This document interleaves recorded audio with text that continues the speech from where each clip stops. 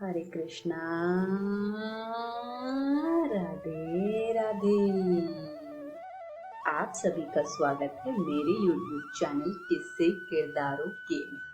और आज की कहानी का शीर्षक है सुनार की चतुराई। तो आइए इस कहानी को शुरू करते हैं। एक राजा था। राजा बहुत ही बुद्धिमान था। राजा ने अपने मंत्रियों से कहा कि क्या कोई मुझसे चोरी कर सकता है। सभी मंत्रियों ने कहा, नहीं राजा, आपसे कोई चोरी नहीं कर सकता है। तभी एक मंत्री ने कहा, राजा जी, कुछ सुनार होते हैं जो व्यक्तियों के सामने से ही सोना चुराते हैं। तो राजा ने कहा, यह नामुमकिन है। मेरे सामने कोई भी सुनार सोना नहीं चुरा सकता। उसने राज्य के सभी सुनारों को अपने दरबार में बुलाने का आदेश दिया। आदेश के अनुसार सभी सुनार राज्य में आए। सभी आपस में चिंतित थे कि राजा किस वजह से एक साथ हमें बुलाए हैं। तभी राजा दरबार में आए और उन्होंने कहा कि क्या आप मेरी देखरेख में भी सोने की चोरी कर सकते हैं? कुछ सुनार ने कहा, जी हाँ, हम 1/4 सोना निकाल सकते हैं। कुछ ने कहा कि हम आधा सोना चुरा सकते हैं। तभी सन्मति नाम के एक सुनार ने कहा कि मैं पूरा सोना आपके सामने रहते हुए भी चुरा सकता हूँ। सभी लोग आश्चर्यजनक हुए कि सन्मति तुम यहाँ नहीं कर सकती, पर उसने फिर से कहा, नहीं, मैं यहाँ कर सकता हूँ।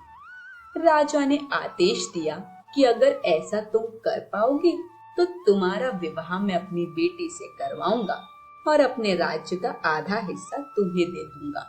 यह पूरा काम मेरी और पहरेदारों को निगरानी में होगा। साथ ही तुम्हें अलग से वस्त्र दिए जाएंगे जिन्हें तुम यहाँ काम करते वक्त पहनोगे और जाते वक्त अपने वस्त्र ही पहनकर जाओगे। सन्मति ने कहा, ठीक है, जैसी आपकी आज्ञा। सन्मति ने दूसरे दिन से अपना काम आरंभ किया। राजा की देखरेख में एक शिवजी की सोने की मूर्ति उसे बनाने के लिए दी गई। धीरे धीरे मूर्ति का काम चलता रहा। वह दिन भर राजा के यहाँ शिव जी की सोने की मूर्ति बनाता और एक ध्यान देने वाली बात यह थी कि वह रात में शिव जी की पीतल की मूर्ति अपने घर पे बनाता। यह क्रम चलता रहा। लगभग 1 हफ्ते बाद मूर्ति बनकर तैयार हुई और सन्मति ने राजा से कहा, अब मुझे चमकाने के लिए ताजा दही चाहिए। शाम का वक्त था। इस टाइम ताजा दही मिलना मुश्किल था। पहरेदारों को आदेश दिया गया कि ताजा दही ढूंढकर लाया जाए। पहरेदार बहुत परेशान हुए, पर उन्हें ताजा दही नहीं मिला।